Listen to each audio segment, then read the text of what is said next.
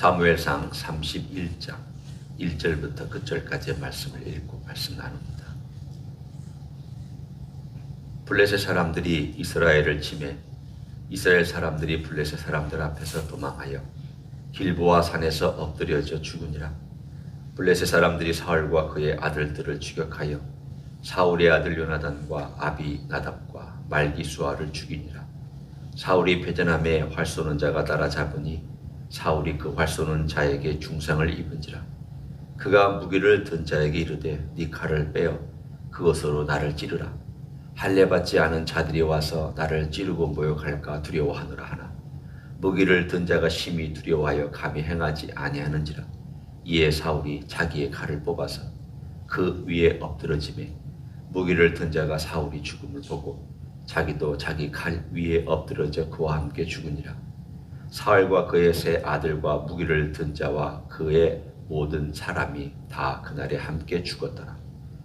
골짜기 저쪽에 있는 이스라엘 사람과 요단 건너쪽에 있는 자들이 이스라엘 사람들이 도망한 것과 사울과 그의 아들들이 죽었음을 보고 성읍들을 버리고 도망하며 블레셋 사람들이 이르러 거기에서 사니라.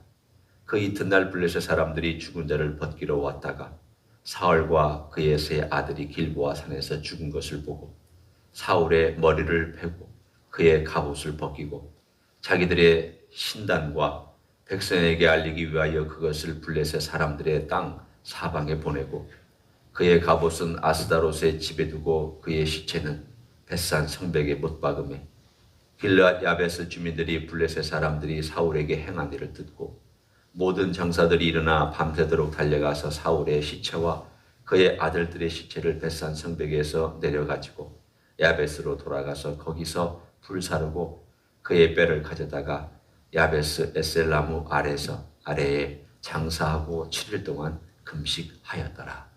아멘. 사무엘상 31장 우리가 읽은 대로 비극으로 끝납니다. 처음 출발할 때에 사무엘의 이야기로 출발하였던, 그래서 이스라엘에게 소망을 주었던 멋진 이야기가 중간에 인간이 왕을 달라고 요청한 바로 그들의 집단 요청에 의해서 오늘 31장에 어떤 결말이 났는지를 우리들에게 보여주고 있습니다. 사울은 참 개인적으로 불행한 삶을 살았습니다. 어떻게 생각하면 안 됐죠. 왕이 안 됐으면 참 좋았을 뻔한 그런 사람인데 몇 번 이 아쉬움을 얘기해도 또 아쉬운 사람이 바로 사울입니다. 오늘 사울의 이 결론을 보면서 개인적인 측면에서 보고 또 이스라엘 민족이라고 하는 집단적인 측면에서도 우리가 살펴보고 그리고 그에 반해서 하나님께서 이 비극을 통하여 무엇을 행하시려고 하시는가에 대한 그런 부분도 같이 보려고 합니다. 오늘 사울은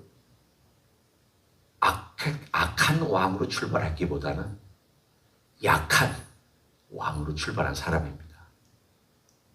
그의 약점, 그의 약한 부분은 하나님과의 관계입니다. 하나님과의 관계가 너무 얄팍해서 그가 왕이 되기 전에 그것을 발전시키지 못한 채로 왕이 된 사람입니다. 왕이 된 다음에는 하나님 관계를 발전시킬 수 있는 시간이 없었습니다. 전쟁해야죠. 나라 다스려야죠. 심지어는 다윗이 있었기 때문에 다윗을 쫓아다녔어요. 그러니까 어떤 의미로 보면 그는 하나님과의 관계에서 개인적으로 또는 은밀하게 하나님과 만날 수 있는 시간적인 여유나 혹은 심리적인 여유를 갖지 못한 채 왕이 됐고, 왕이 된 다음에는 더 하나님으로부터 멀어져 갔습니다. 사실 하나님께서 초창기에 굉장한 은혜를 부어주셨는데 성령을 부어주셔서 예언도 하게 하고 그로 하여금 하나님의 신비한 세계를 맛보게 해주셨습니다. 하나님 왜 그러셨을까요? 약하니까 내가 너를 돕겠다. 내가 너의 뒤에서 너를 지지해 주겠다. 네가 물어보면 내가 앞에서 인도해 주겠다. 너의 필요한 사람들 붙여주겠다. 하나님께서 다 하셨습니다. 그럼에도 불구하고 하나님이 다 하셨지만 개인이 거부하니까 안 됩니다. 여러분, 하나님이 다 해주셔도 인간이 거부하면 안 됩니다. 놀랍죠? 아니, 목사님, 하나님은 절대 권세와 절대 능력을 가지신 분인데 그게 말이 됩니까? 말이 됩니다.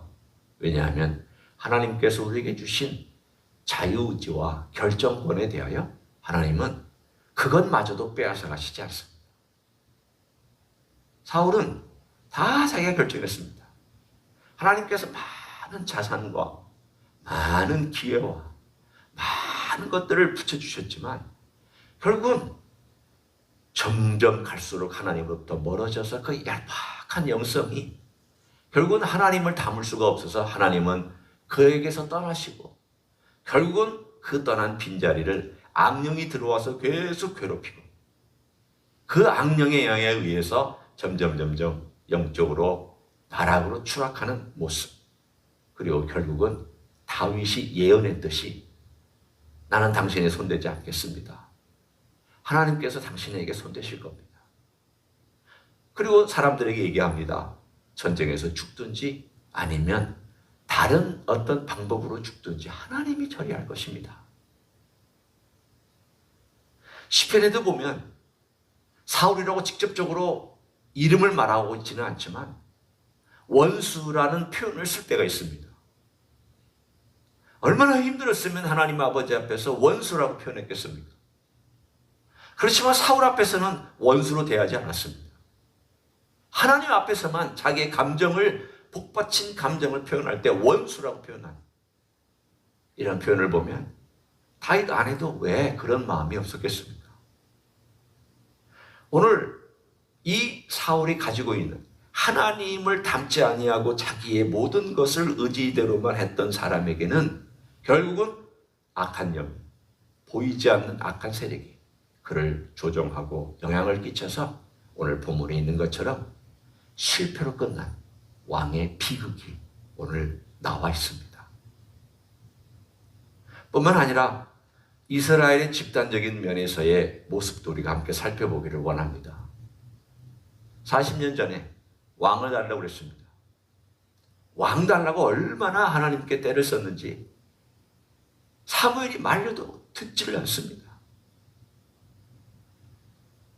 사무엘이 말렸을 때 백성들의 장로들이 사실은 사무엘의 권위와 사무엘의 권매를 들었다면 그러면 사무엘 선지자님, 우리를 위하여 하나님께 기도하되 하나님이 결정한 것을 우리가 따르겠습니다. 기다리겠습니다. 그랬더라면 참 좋았을 뻔했죠.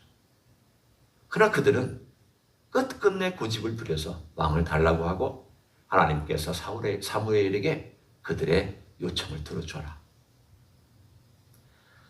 참 이런 면에서 하나님 인간의 필요나 인간의 어떤 형편에 맞춰주시려고 참 애를 쓰였습니다. 부모가 자식의 수준에 맞춰주려고 애를 쓰는 것처럼 스승이 제자의 수준에 맞춰주려고 애를 쓰는 것처럼 하나님께서는 그 백성의 필요나 수준에 맞춰주려고 애를 쓰셨습니다. 기쁘지는 않으셨습니다. 결국 40년의 이 실험은 실패로 끝났습니다. 오늘 이스라엘에게 어떤 일들이 일어나는지가 잠깐 묘사되어 있습니다. 7절에 보면 요단강 저편으로 도망갑니다. 그리고 자기들이 분배받았던 도시들을 빼앗깁니다. 젊은이들은 죽습니다. 재산 빼앗깁니다. 생명 빼앗깁니다. 부끄러운 수치를 당합니다.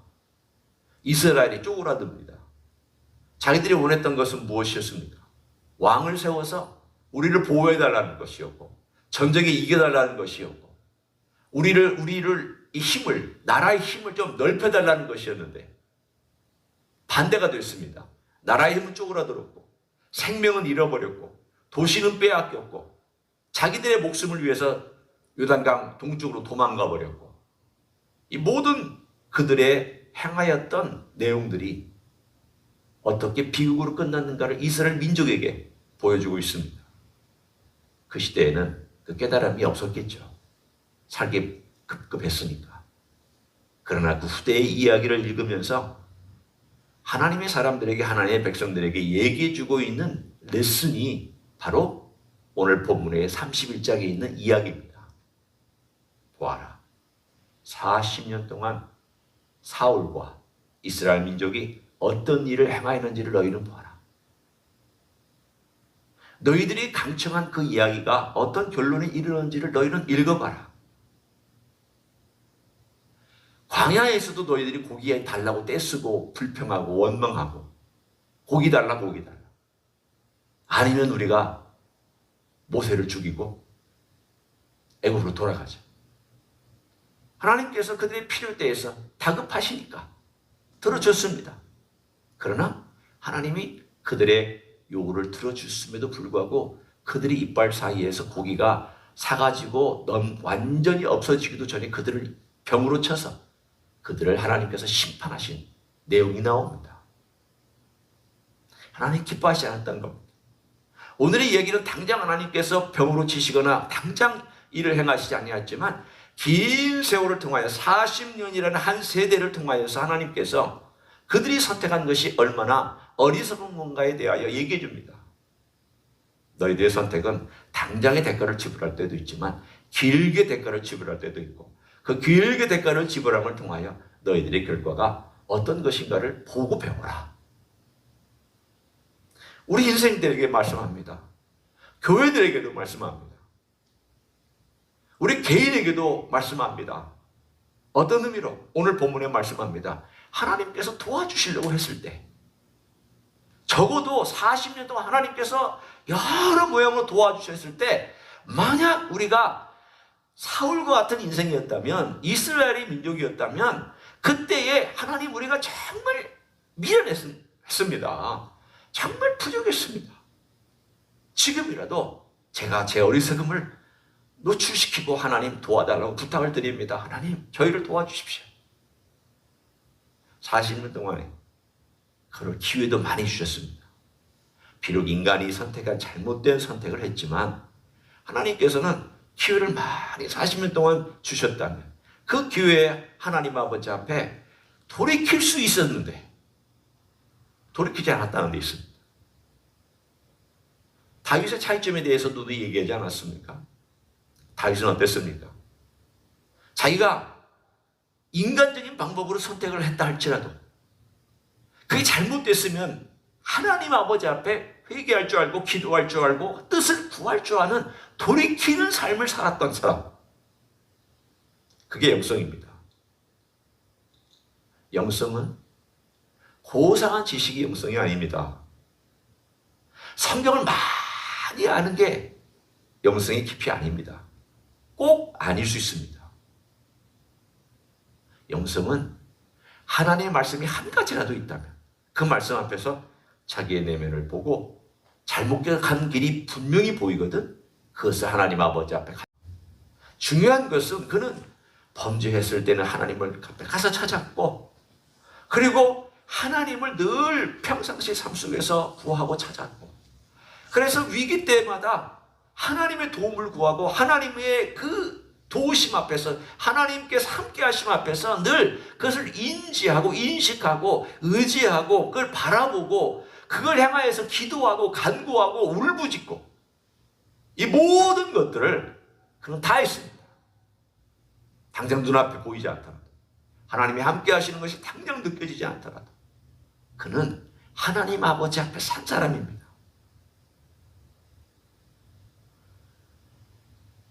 사울과 다윗의 전환점이 바로 거기 있습니다. 누가 진정한 역전의 삶을 살아가느냐. 그리고 어떻게 하면 하나님의 그 도우심을 얻을 수 있느냐. 하나님이 항상 도와주려고 하시지만 그 도와주려고 하시는 그 하나님의 도움을 요청하고 그 하나님을 의지하려고 하는 깊은 자세를 가진 사람을 하나님이 도와주시지